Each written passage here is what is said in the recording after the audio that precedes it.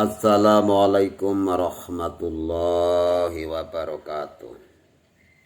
Alhamdulillahilladzi ja'ala hadisana bil mustafa fil ihtida'i mislan nujum. Asyhadu an la ilaha illallah wa anna sayyidana Muhammadar Rasulullah a'tahu asrarul mulum. Wassalatu wassalamu ala sayyidina Muhammadanil mab'usi bil mu'sisat wa ala alihi mashabihi tilalat wa ashabihi anjumil hidayat. Qala Allah ta'ala fi kitabihil karim A'udzu billahi minasyaitonir rajim. Bismillahirrahmanirrahim. La in syakartum la azidannakum wa la in kafartum inna azabi lasadid. Qala rabbi israh li sadri wa yassir li amri wa hlul 'uqdatam min lisani yafqahu qawli amma ba'd. Kepada saudara-saudaraku sekalian dimanapun Anda berada, yang saya cintai, yang saya muliakan, dan insyaallah yang dijaga, dirahmati, dan dimuliakan oleh Allah. Amin, amin, ya rabbal alamin. Di kesempatan ini, alhamdulillah, saya masih diberi nikmat sehat, nikmat kesempatan, sehingga bisa balighoni walau ayat, menyampaikan sesuatu walau satu ayat, agar bisa menyampaikan apa yang saya pahami, semoga bisa bermanfaat untuk pribadi saya juga saudaraku sekalian. Dan saya berharap, mohon kepada Allah, semoga Allah menggerakkan jari saudara sekalian untuk mensubscribe, like, dan komen.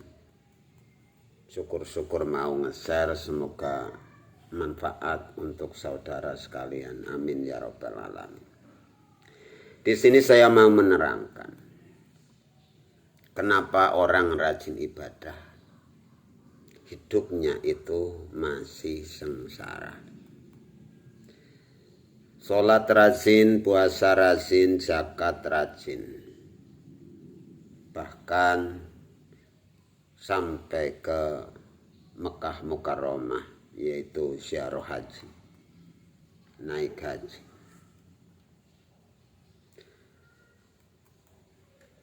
Kita kembali dari awal niat. Beliau Nabi besar Muhammad sallallahu alaihi wasallam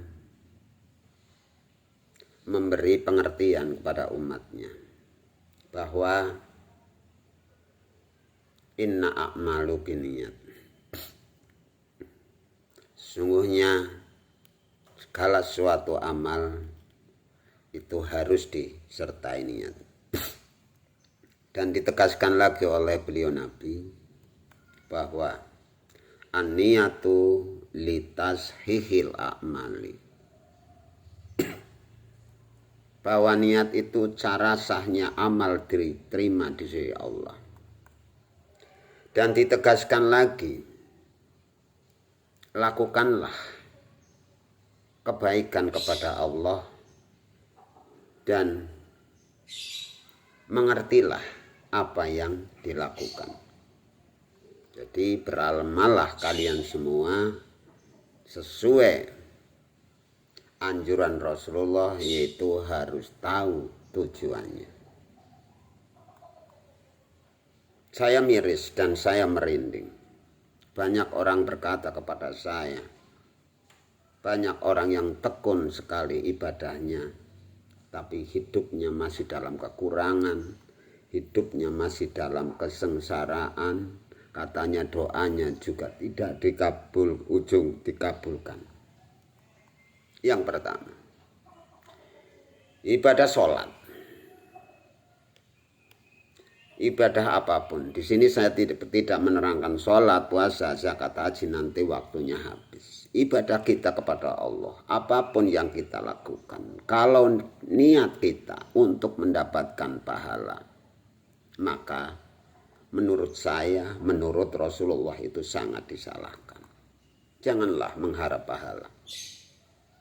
Ibadah kita kepada Allah, apapun yang kita jalankan, janganlah cuma kita untuk melakukan kewajiban karena perintah Allah. Itu juga salah. Yang ketiga, amal ibadah kita, taat kita kepada Allah, kepada Rasulullah. Jangan kita hanya mengharap surga dengan niat mengharap agar masuk ke dalam surganya Allah. Itu juga salah. Yang keempat, ibadah kita kepada Allah, kepada Rasulullah, taat kita karena takut kepada siksanya Allah, azabnya Allah, nerakanya Allah, itu juga salah. Apalagi ibadah kita, apapun yang kita lakukan, kebaikan apapun yang kita lakukan, hanya pamrih biar disanjung oleh orang, itu lebih sangat salah. Karena apa? Karena yang punya surga, yang bisa menjauhkan neraka, yang bisa mengabulkan doa, yang mengkayakan kita, dan yang membuang semua kesusahan kita itu Allah. Kalau kita berharap ibadah kita, ingin hidupnya bahagia, ingin hidupnya kaya, jauhkan dari kesengsaraan, jauhkan dari neraka, agar masuk surga, agar dapat pahala. Berarti Allah cuma menjadi jembatan. Padahal tanpa disadari. Jangan kita harapkan itu semua pasti diberikan kepada Allah kalau niat kita itu benar. Apalagi tahu caranya ibadah. Karena apabila kita melakukan sesuatu tanpa mengerti ilmunya amal, ilmunya untuk menjalankan ibadah itu sendiri, kata beliau Nabi, mardudatun, ditolak, latuk balu, tidak diterima.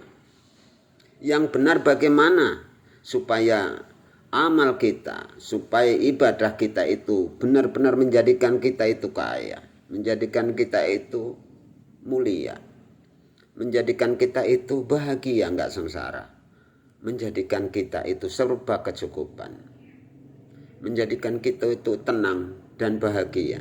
Bagaimana caranya? Yang pertama, ibadah itu harus ada pamrihnya. Kalau ada orang berbicara berjuang tanpa pamrih, itu adalah orang yang goblok. Entah itu kiai yang ngomong, entah itu Gus yang ngomong, saya nggak peduli.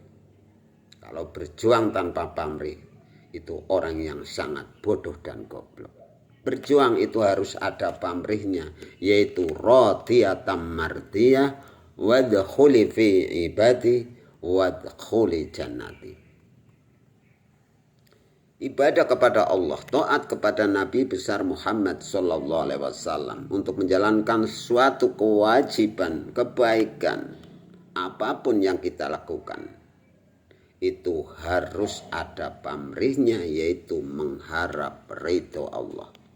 Di dalam ridho niat kita itu mengharap pamrih dalam ridho Allah, jangan lainnya.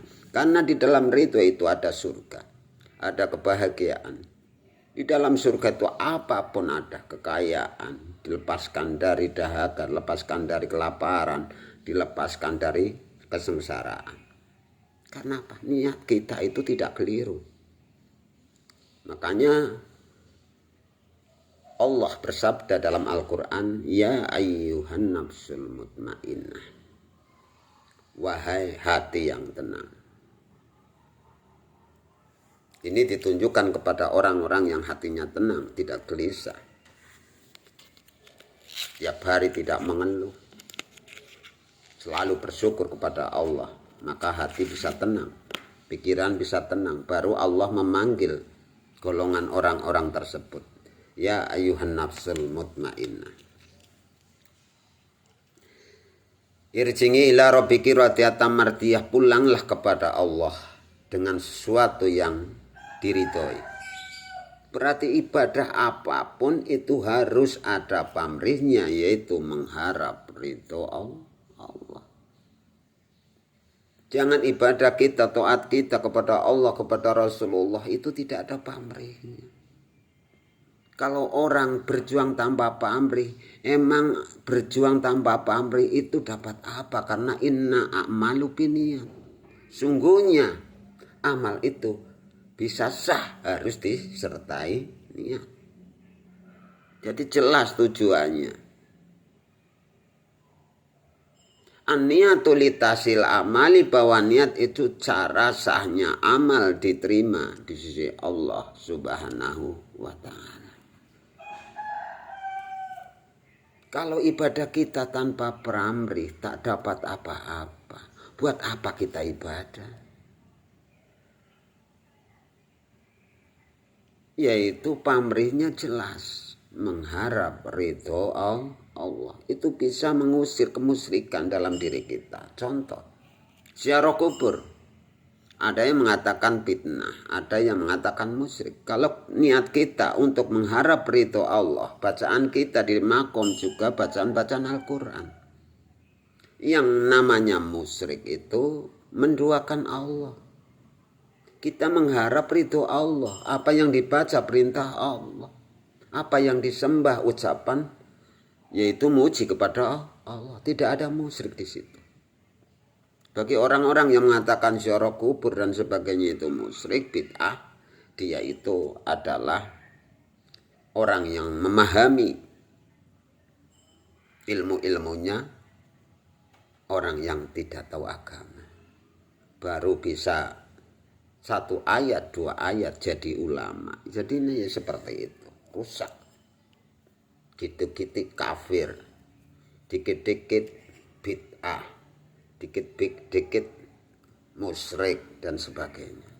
Dia tahu, nggak tahu dia itu masalah ilmu. Kalau dia tahu, pasti tidak akan pernah mengatakan seperti itu.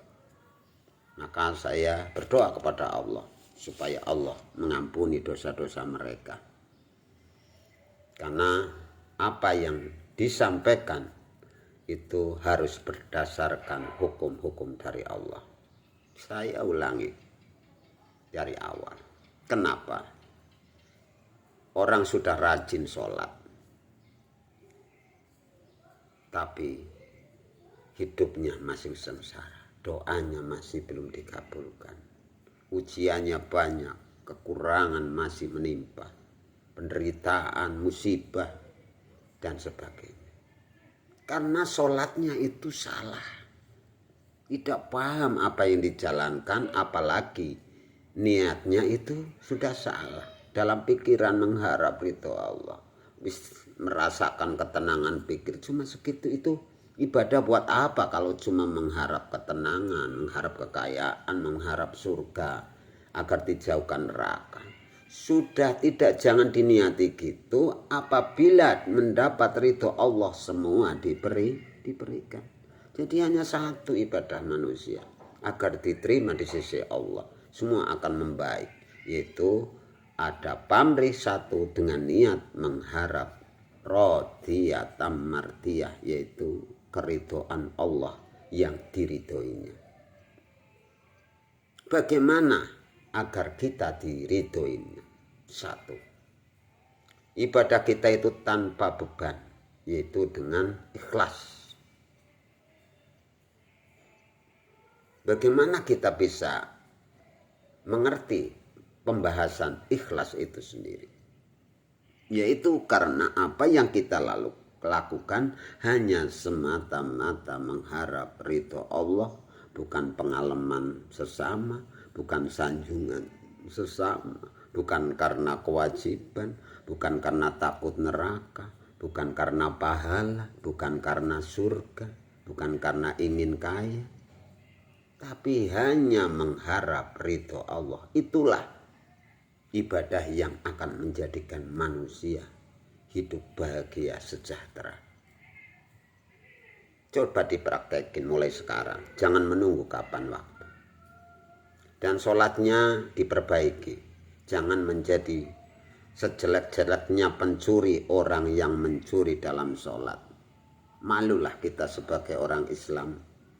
Sholat, di dalam sholat itu sendiri, pikiran, kebutuhan masuk ke dalam sholat, kerupakan keluarga masuk dalam sholat. Sholat itu menghadap Allah. Yang diingat hanyalah Allah, yang diingat hanya daya kekuatan Allah. Jangan mengingat apa-apa waktu kita menjalankan sholat. Yang kedua, puasa. Puasa apa sih puasa? Saya belum pernah menyampaikan puasa. Rahasia puasa itu di mana? Agar puasa itu digolongkan puasanya orang-orang yang khusus, bukan orang-orang yang umum hanya mendapat pahala.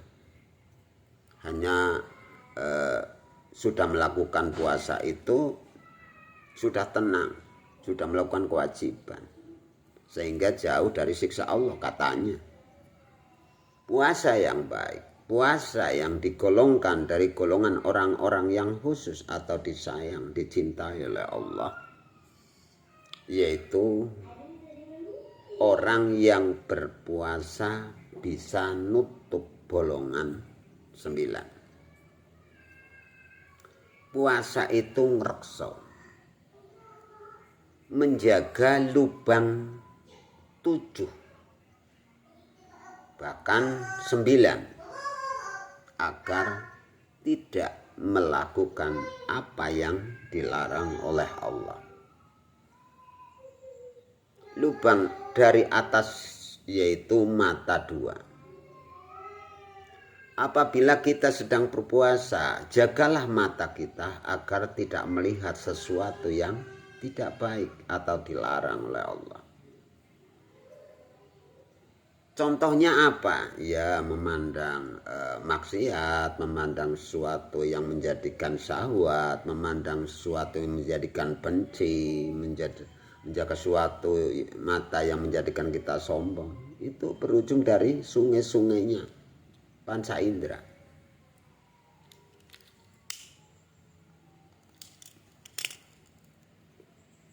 Yang kedua itu menjaga telinga, agar puasanya digolongkan dari golongan orang yang khusus. Mendengarkan sesuatu yang tidak baik termasuk ghaibah atau menjelek-jelekan orang kita dengarkan. Ada orang berbicara lajut kita dengarkan, kita terprovokasi, akhirnya masuk kotoran ke dalam hati kita. Dari mata masuk ke dalam hati kita, dari hidung masuk ke dalam hati kita kalau tidak dijaga. Ucapan juga harus dijaga. Karena kalau tidak dijaga, ucapan itu bisa masuk ke dalam hati kita. Akhirnya hati kita itu kotor, keruh. Yang kedua, yaitu bolongan lubang bawah, itu harus dijaga. Dalam bulan puasa, walaupun dengan istri halal, ya dihindari. Pokoknya kita menjaga lubang 9 itu sendiri. Kalau bisa, tetap zikir hati, ingat kepada Allah. Lakukanlah yang terbaik. Maka dari itu, harapan kita berpuasa mengharap semata-mata ridho Allah. Sholat mengharap semata-mata ridho Allah. Zakat, infak semata-mata mengharap ridho Allah. Jangan ingin disanjung, jangan ingin orang lain agar tahu kita disanjung. Nanti hilang ridho Allah di situ. Allah Maha melihat. Allah dekat dengan kita. Buktinya wa nahnu aqrabu ilaihi min hablil warid. Allah itu lebih dekat daripada urat leher, urat nanti, sangat dekat.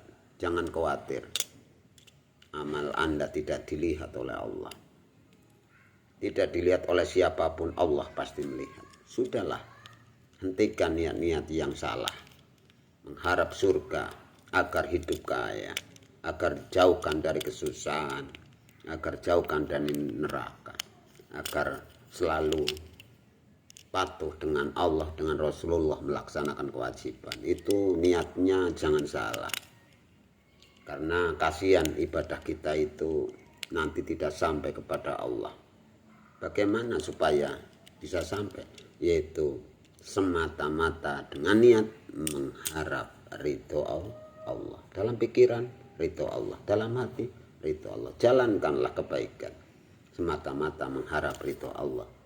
Sholli fardhu zuhri arba rakaat mustaqbilal qiblat. Pikiran dan hati mengharap ridho Allah. Sudah, jangan pikirkan yang macam-macam. Belajar ilmu khusyuk sudah saya terangkan dalam channel yang kemarin itu, menerangkan masalah mencuri dalam sholat dan tata cara untuk sholat khusyuk sudah saya terangkan. Jadi insya Allah kalau kita sudah benar-benar niat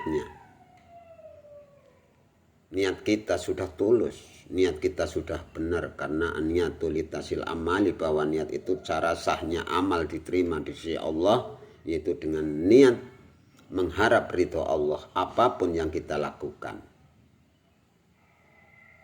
Sholat zuhur dengan niat sholat zuhur, tapi hati dan pikirannya semata-mata mengharap ridho Allah. Seperti itu maksud saya. Insya Allah kalau sudah seperti itu, hilangkanlah pikiran minta dengan niat supaya sholat, supaya hidup bahagia, supaya doa dikabulkan, supaya hidup kaya, supaya jauhkan neraka, supaya masuk surga. Sudahlah, di dalam ridho apapun itu ada. Nggak usah satu persatu diucapkan. Ada semua. Ada surga, ada kebahagiaan, ada kekayaan, ada kemuliaan, ada kepandaian, ada kekuatan. Kalau sudah ridho, radiyatan mardiyah, wadkhuli fi ibadi, maka Allah memerintahkan masuk ke dalam golongan hamba saya atau kekasih saya, orang yang dipedulikan oleh Allah. Wadkhuli jannati, masuklah ke surgaku. Di dalam surga itu apa-apa ada. Jangan dikira di dunia itu tidak ada surga. Mana dalilnya? Innal muttaqina fi jannatin. Sungguhnya orang yang takwa itu fil jannati, sudah di dalam surga, tidak harus menunggu di akhirat. Orang yang masuk dalam surga hanya semata-mata menunggu di akhirat itu orang yang goblok dan bodoh.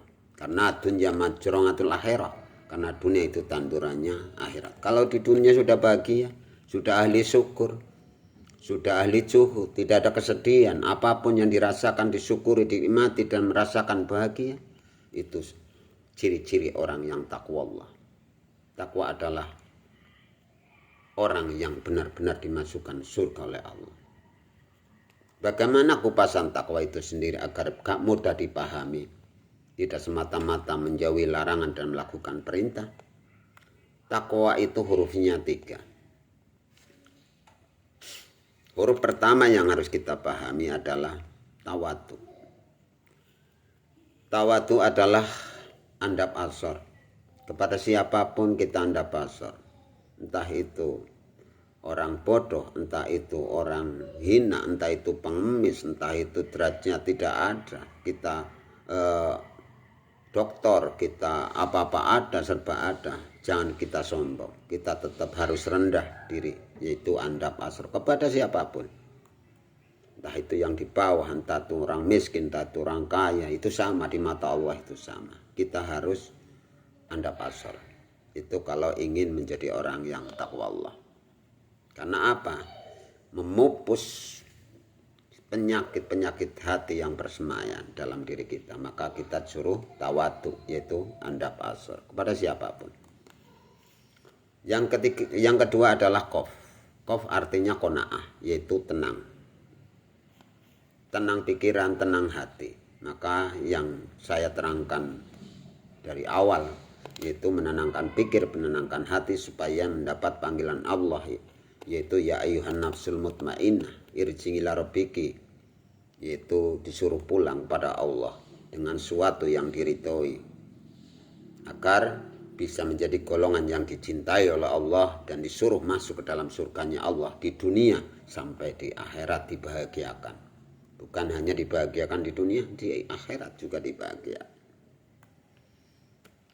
Yang pertama yaitu tawatu, andap asor. Yang kedua qanaah, kofinya, yaitu tenang.